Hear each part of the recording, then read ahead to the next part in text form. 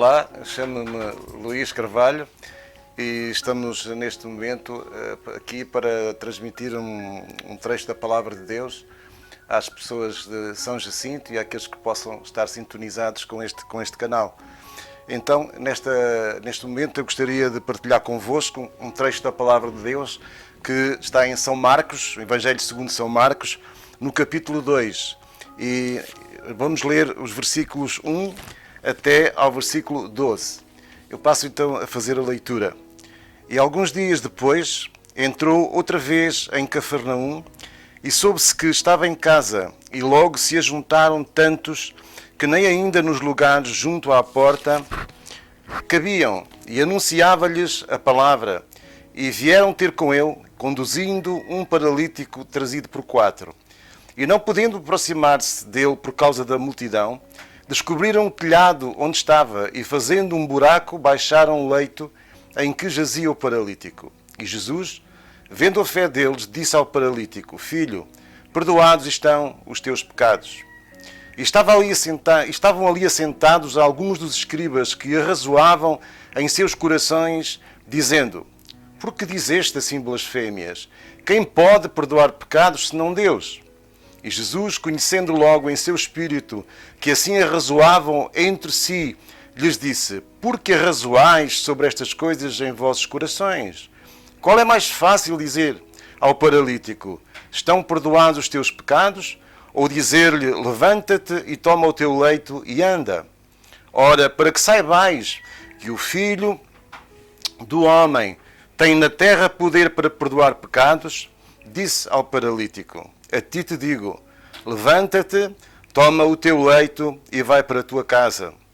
E levantando-se e tomando logo o leito, saiu em presença de todos, de sorte que todos se admiraram e glorificaram a Deus, dizendo: Nunca tal vimos.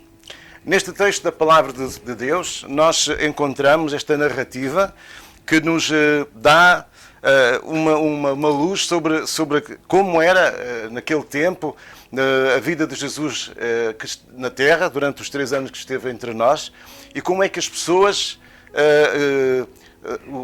que o ouviam agiam em sua presença. Então, nesta narrativa, neste trecho, eu dividi em quatro pontos. O primeiro ponto eu intitulei como a popularidade de Jesus. O segundo ponto, a fé em Jesus. O terceiro, os opositores à divindade de Jesus. E no quarto ponto, a afirmação da divindade de Jesus. Falando um pouco sobre o primeiro ponto que vos direcionei neste momento, sobre a popularidade de Jesus. De onde vinha a popularidade de Jesus? Em primeiro lugar, nós vemos que a popularidade de Jesus vinha da autoridade da sua palavra. Jesus falava a sua palavra com tal autoridade que todos os que a ouviam ficavam tomados por essa palavra e desejavam ouvi-la e ouvir aquilo que Jesus tinha para lhes transmitir. Temos que ter em conta também que Jesus habitava nele o Espírito Santo, e quando a palavra é pronunciada com o poder do Espírito Santo, algo acontece na vida daqueles que o ouvem. Em segundo lugar, esta popularidade é demonstrada também sobre os sucessivos milagres que Jesus operou entre eles. No capítulo 1 e nos versículos 40 a 45, que é o trecho que antecede este que nós lemos, que intitula na palavra de Deus como a cura de um leproso, vimos Jesus a curar um leproso. E quando Jesus curou este leproso, tocou nele, disse-lhe que não divulgasse, que fosse para a sua casa, mas que não divulgasse nada acerca deste acontecimento. Mas acontece que este homem, tocado pelo poder miraculoso de Jesus, viu-se numa alegria tremenda e não conseguiu parar, não conter essa alegria, tendo que transmitir a todos os que rodeavam aquilo que tinha acontecido com ele. E vimos que Jesus não mais poderia conter-se nos lugares onde estivesse muita gente. Antes se reservava, procurava estar em lugares desérticos, onde não havia muito movimento, porque as multidões acorriam até ele. E então havia necessidade de ele estar nesses lugares para que as multidões pudessem estar com ele e lhes pudesse transmitir essa palavra que eles desejavam ouvir. Em terceiro ponto, sobre a popularidade de Jesus, vimos que deve-se também aos testemunhos deles por aqueles que recebiam estes milagres. Ou seja, foi aquilo que eu acabei de transmitir. Ele operava as maravilhas e muitas pessoas vinham trazendo os enfermos e toda a espécie de problemas eram trazidos aos pés do Senhor para que lhes pudesse dar solução. E sabemos que Jesus Cristo é o enviado, aquele que nos foi prometido pelo Pai. E é nele que encontramos esperança, é nele que encontramos força. E essa força é-nos transmitida através da sua palavra, através do seu poder que opera na nossa vida para que nós possamos ser realmente transformados. A segunda parte que vos queria falar também acerca deste trecho, sobre a fé em Jesus. Vimos que a fé em Jesus faz com que as pessoas que a têm ultrapassem todos os obstáculos para chegar a Ele. As pessoas que têm fé no Senhor, aqueles que recebem a fé do Senhor, elas acabam por ser tomados por uma força que não tinham anteriormente. Essa força faz-los caminhar de uma forma muito mais viva, de uma forma muito mais bem direcionada. Porque o Espírito de Deus que promove essa fé dentro da vida daqueles em que habita, faz com que as pessoas não parem perante os obstáculos que lhes surgem, faz com que as pessoas elas não parem perante as dificuldades que muitas vezes se atravessam para a nossa frente quando nós queremos caminhar fazendo realmente aquilo que importa fazer na vontade de Deus. Neste trecho vimos que estes 4 homens, eles trouxeram um paralítico à presença do Senhor. E tal como nós estamos a falar até este momento, quando eles chegaram para ir para próximo do Senhor, diz que eles estavam em casa, provavelmente na casa do apóstolo Pedro, era o lugar onde ele estaria. E a Bíblia diz-nos que eram tantos que estavam naquele lugar, que nem ainda à porta se poderia chegar para poder visualizar a presença do Senhor que estava dentro da casa. Então estes homens, movidos pela fé, movidos pela força do Senhor nos seus corações, eles transportavam com determinação este homem paralítico até à presença de Jesus. Eles não iam parar e não pararam perante os obstáculos que lhes surgiam. A multidão não foi um obstáculo, não foi um impedimento. Antes eles, movidos por esta força, procuraram encontrar uma forma de levar este amigo que estava paralítico à presença do Senhor. E é também isto que deve acontecer nas nossas vidas. Nós que acreditamos, nós que temos fé naquilo que Deus nos enviou para nos salvar, para nos redimir, para nos levar a uma nova vida de esperança e poder na sua presença, devemos também nós mover-nos pela fé e não deixar que os obstáculos que surgem à nossa volta nos possam impedir a determinação de chegar na sua presença. Então estes homens diz que chegaram até ao telhado e ali encontraram uma maneira, provavelmente um telhado plano, um lugar onde havia talvez um terraço. Então diz que abriram um buraco, provavelmente entre o barro e a palha que formava aquele teto. E abriram um buraco ali e desceram o seu amigo até à presença de Jesus. Nós temos que perceber realmente que a fé destes homens era uma fé determinante. Estes homens tinham a convicção daquele amigo que era paralítico, que não se podia mover, que não podia ter uma vida realmente normal como um ser humano. Ele necessitava a manifestação de Deus na sua vida. Eles sabiam que a única solução para a transformação da vida deste homem era realmente levá-lo à presença do Senhor. E deve ser esta a nossa determinação também.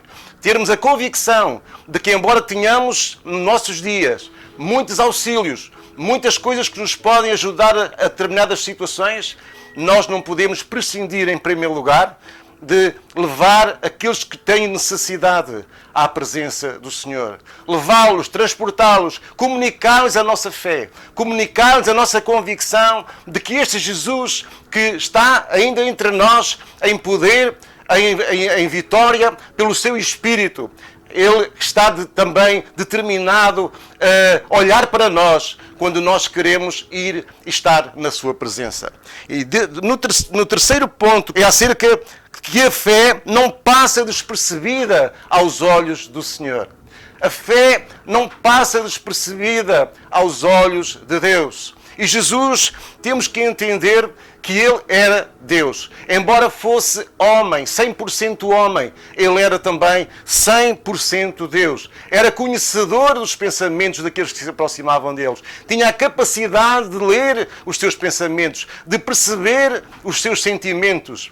E isto aconteceu naquele momento. Diz a palavra de Deus que quando aquele homem foi descido até à sua presença, diz que Jesus, ele, vendo a fé destes homens, disse ao paralítico: a ti te digo, os teus pecados te são perdoados. Os teus pecados te são perdoados. Quando realmente Deus vê na nossa vida esta força, esta determinação em receber dele aquilo que só Ele nos pode dar, Deus tem prazer em nos transmitir. Deus tem prazer em nos dar de forma gratuita e de forma realmente poderosa que transforma as nossas vidas.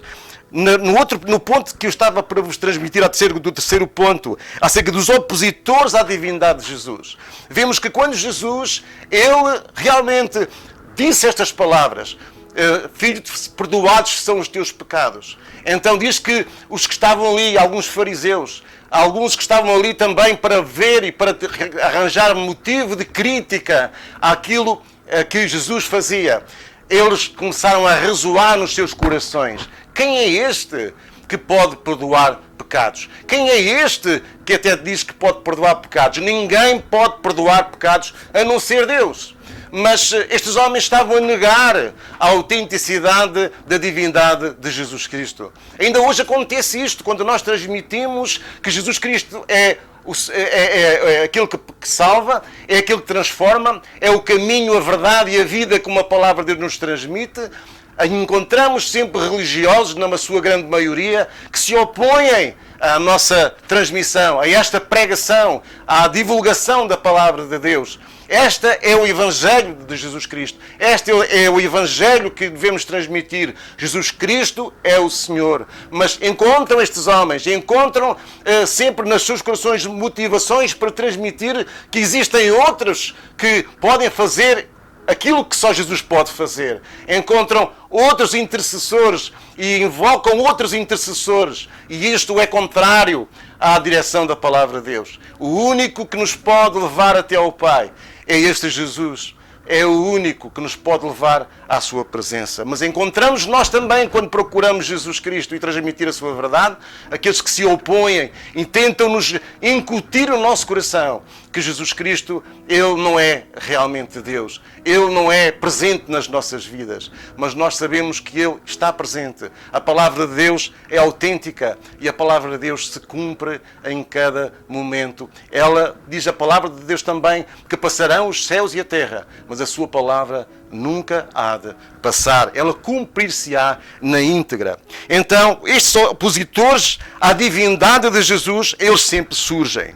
No quarto ponto, quarto e último ponto desta mensagem, quero falar sobre a afirmação da divindade de Jesus. E a afirmação da divindade de Jesus é aquilo que nós acabamos por ver acontecer no relato final deste texto. Eu passo a ler no versículo 9 até ao versículo 12, o seguinte: qual é mais fácil dizer ao paralítico, estão perdoados os teus pecados, ou dizer-lhe, levanta-te e toma o teu leito e anda? Ora, para que saibais que o Filho do Homem tem na terra poder para perdoar pecados, disse ao paralítico, a ti te digo, levanta-te, toma o teu leito e vai para a tua casa. E levantou-se e, tomando logo o leito, saiu em presença de todos, de sorte que todos se admiraram e glorificaram a Deus, dizendo, nunca tal vimos. Encontramos aqui a autenticidade, a afirmação da divindade de Jesus. Havia esta contradição nos pensamentos de alguns que ali estavam ao ouvir estas palavras. Mas Jesus, Ele é aquele que afirma e confirma a sua divindade. Aquilo que Jesus acaba por cumprir, isso confirma a sua divindade. E Jesus não opera sinais, digamos que, parciais. Ou seja, Ele não opera curas parciais. Quando Jesus intervém na vida de alguém, encontramos que há uma transformação realmente verdadeira. Há uma cura total nas nossas vidas. Jesus é aquele que quer ainda hoje curar-nos de forma total, espiritualmente e até fisicamente. É importante que aqueles que se aproximam de Deus creiam que Ele existe e é galardoador daqueles que o buscam.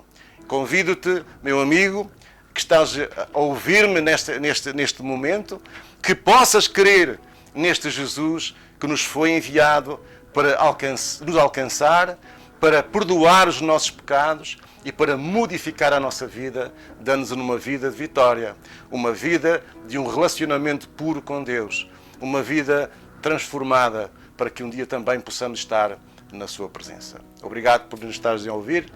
Neste momento, saúdos na paz de Deus.